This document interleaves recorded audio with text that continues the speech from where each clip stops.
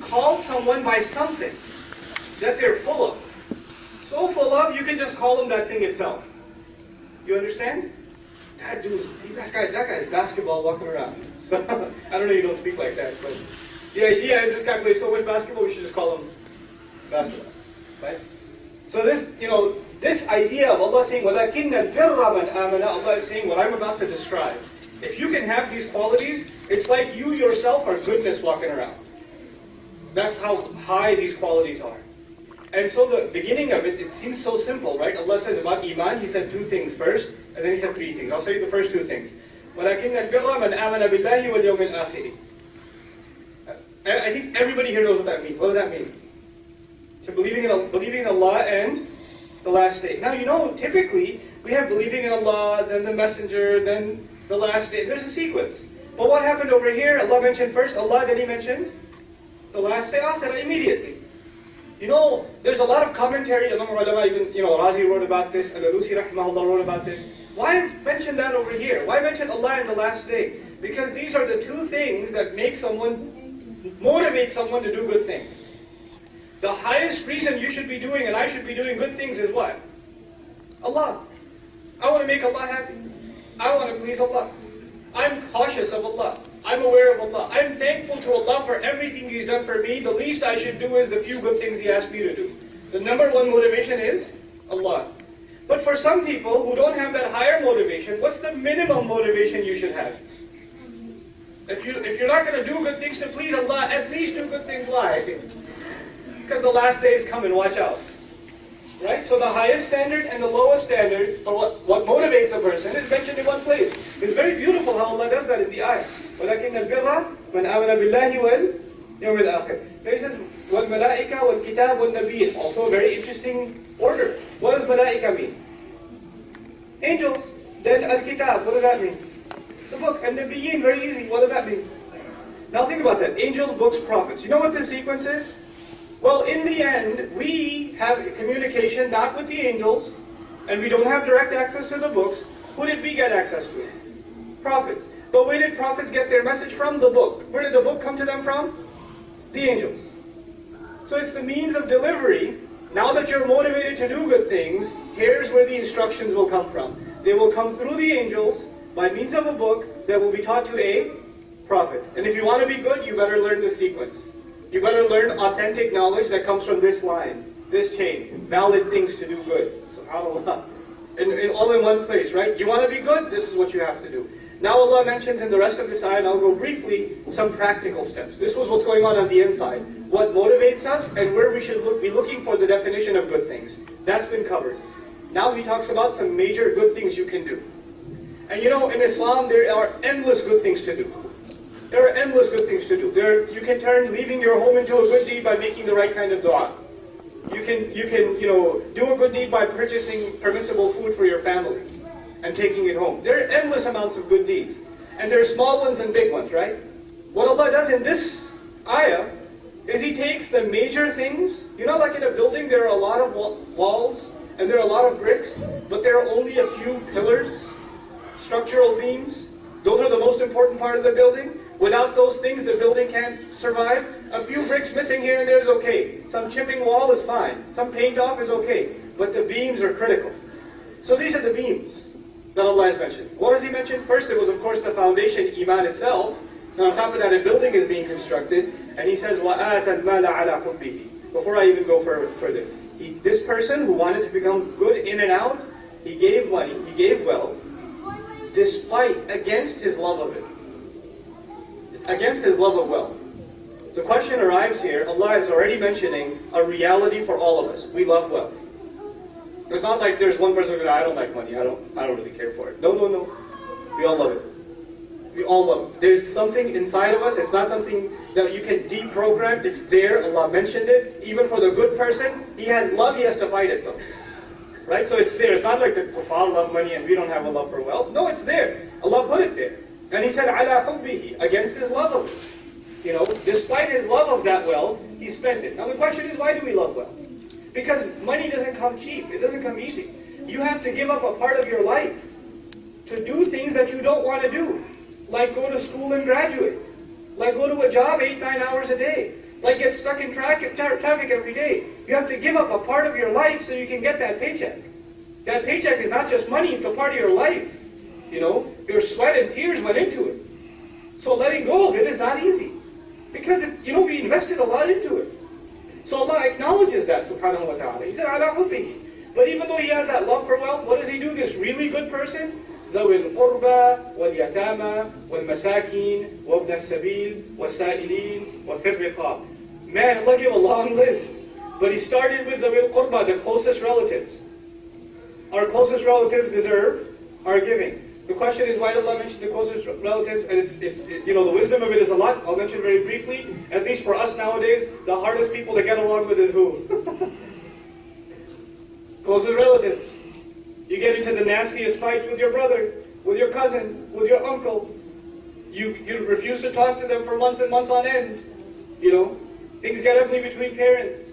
Between husband and wife. Their relations, the ones that we have the most dealings with, tend to get ugly fast. It's easy for us to be nice to each other and smile and say, Assalamu alaikum wa rahmatullahi wa barakatuh. How are you? How are things at home? And keep the smile for an entire 5-minute conversation after Jum'ah khutbah with each other. But we cannot carry that 5-minute conversation with our brother, with our father, with our uncle. It's not possible. 2 minutes later, I can't believe I called you and you clicked, But not only to be good to them, but when you think of charity, first think of them. ذوي القربى. Then واليتامى, which is interesting, Allah mentioned the orphans. Now the question is, how do we know who the orphans are? First of all, you will know the orphans in your family, number one. Number two, if we are not healthy members of a community and we don't know each other and we don't go to each other's houses and our families don't know each other's families, if there's a yatim standing next to you making salah for 20 years, you won't know. You have no idea. What is Allah mentioning, telling us between the lines by mentioning yatama? We have to what? We have to know each other. How are you going to give to until the yatim comes to you and puts a sticker on his head and says, look, I'm an orphan. No, you have to know yourself. You have to know yourself. And this idea of you having to know if somebody's having a problem, يَحْسَبُهُمُ الْجَاهِلْ أَغْنِيَاءَ مِنَ التَّعَفُّفِ. Allah calls the person who has no idea that the person next to him has financial problems, He calls him jahil. The jahil thinks he doesn't need anything. تَعْرِفُهُمْ بِسِيمَاهُمْ. You'll recognize them from their faces. We have to be so sensitive to our own members of community. We look at them and say, you look like you're having trouble, Eric. Everything okay? SubhanAllah. تَعْرِفُهُمْ بِسِيمَاهُمْ. We don't even make eye contact with each other. We say salam to each other while we're texting. Hey, Aisha. Go back to that. But I'll run along the ayah quickly, inshallah, because I'm way over my time. So, ذوي القربى واليتامى والمساكين, and the needy, those who can't help themselves, وابن السبيل, those who are traveling. Instead of them getting a hotel, they should be staying in our homes. We should be competing for hospitality for those who are traveling. والسائلين, and those who obviously ask. وفي الرقاب, and those who are bonded in the neck. In other words, those who are enslaved. Nowadays, there's modern slavery, financial slavery. There's mortgage slavery. There's credit card debt slavery. There's college debt slavery. There's new slavery now. New chains around our neck. Old neck, chains used to be around people's necks. Now there are new chains. But we have to recognize them. Then at the end of all of this, he says, وَأَقَامَ الصَّلَاةَ وَآتَى الزَّكَاةَ. I think all of you know what that means. What does that mean? He established salat and what? Gave zakat. Do you remember? Allah first said you gave money against your love of it, and He made a long list, and He mentioned zakat again. What does that tell us? This is separate, that's separate. Don't think you gave zakat and you're done. No, this is a separate category. And when we think of being good, what do we think of number one? This guy's a good Muslim. What's the number one thing we think about? Salat. This guy comes to masjid, he's a good guy. Where did Allah mention salat in the list? Did He mention giving first or salat first? SubhanAllah. And He made a list. These are the people you should be taking care of, and you should be establishing salat, and you should be giving zakat.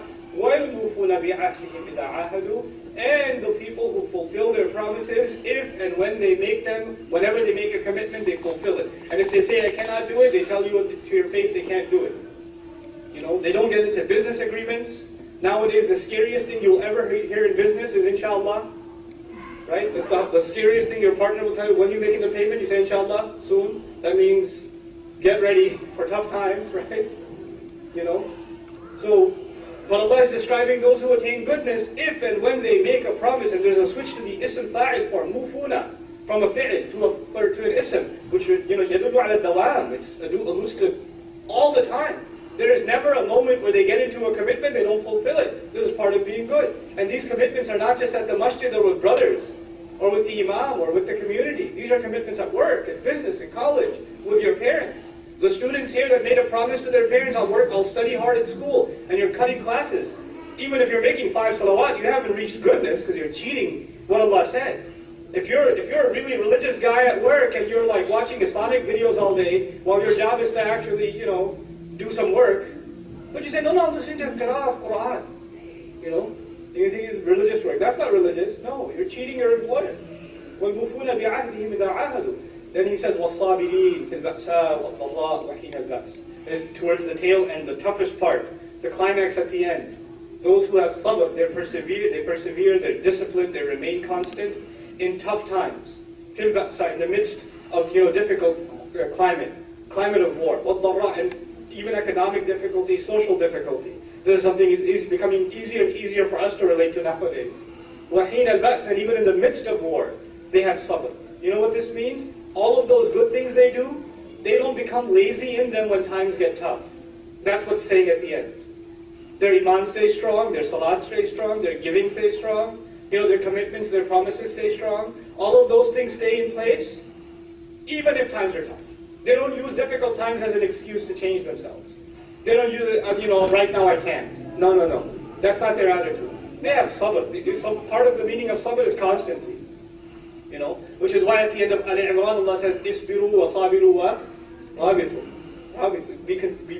Have continuity. So at the end of this ayah, Allah Azza wa Jalla says, أُولَٰئِكَ الَّذِينَ صَدَقُوا. I'll conclude with this. وَأُولَٰئِكَ هُمُ الْمُتَّقُونَ. Right? أُولَٰئِكَ الَّذِينَ صَدَقُوا. Those are the people who confirm the truth. Those are the true people. They're truthful. Truthful about what? Anybody can claim that they're Muslim. Anybody can claim that they're trying to be good, or they're good, or they think they're all right. These are the people who have, proved the truth, not by their words, but by what? Are these list of things speech or character? Actions. So all actions. These actions have made these people truthful. Their tongue can say anything they want. Their tongue can say impressive things. But these people are truthful by actually having attained goodness. وَأُولَٰئِكَ هُمُ الْمُتَّقُونَ. And these are the people that are truly, they've attained taqwa, meaning they've protected themselves. The last bit of, gem, and my favorite gem from this ayah that I wanted to hold back till the end, I'll share with you. It'll take me less than 3 minutes and I'm done, I promise. Inshallah. Here's what I wanted to share with you. The word bir in Arabic, which I translated as what? Who remembers? Goodness. Is related to another word in Arabic, which is bar. Bar. Bar in Arabic means land. Land, as opposed to bahr, right? Bahr is ocean. Like Allah says about Bani Adam, حَمَلْنَاهُمْ فِي الْبَرِّ وَالْبَحْرِ. Right? We loaded him onto the land and onto the sea. Now, bir is connected to bar, rhetorically in Arabic. What's the connection between the two? When someone's out at sea, or when someone's standing on solid land, which is a safer place to be? A solid land. And of course, if it's actual land that you're standing on, not some caving in roof or at the edge of a cliff. In the Quran, Allah describes people who are not good, who do bad things. He describes them as unstable. Either they're climbing up a mountain, يَصَّعَّدُ فِي السَّمَاءِ. And when you're climbing up a mountain, what can happen? You can slip and fall. Or he describes the mushrik as someone falling from the sky.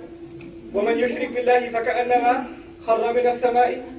Or he describes in Surah An-Nur, the one who does shirk, someone in the middle of the ocean, مِنْ فَوْقِهِ مَوْجٌ مِنْ فَوْقِهِ سَحَابٌ. He's in the middle of the ocean, no land. In other words, it's like describing people who are in the middle of instability. But then when Allah describes the righteous, it's like they have gotten away. And by the way, even وَمِنْ نَاسٍ مَنْ يَعْبُدُ اللَّهَ عَلَى حَرْفٍ. The one who worships Allah like the one standing at the edge of a cliff, unstable. But when Allah talks about goodness, it's like you reach solid ground. Now you're okay. Now you're stable. These things, they give us stability in life. They give us stability in our character. Look up this ayah yourself, inshallah ta'ala. It's not very long to memorize even and use in salat. This is ayah number 177 of Surah Al-Baqarah. May Allah help us understand His book and live by it and develop a love of it in ourselves and in our families. Barakallahu li wa lakum fil Qur'an al-Hakim wa nafa'ni wa iyyakum bil ayati wa dhikri al-Hakim. Assalamu alaikum wa rahmatullahi wa barakatuh. wise. Hold on, this is really cute. No, don't leave it. Don't fix them later on.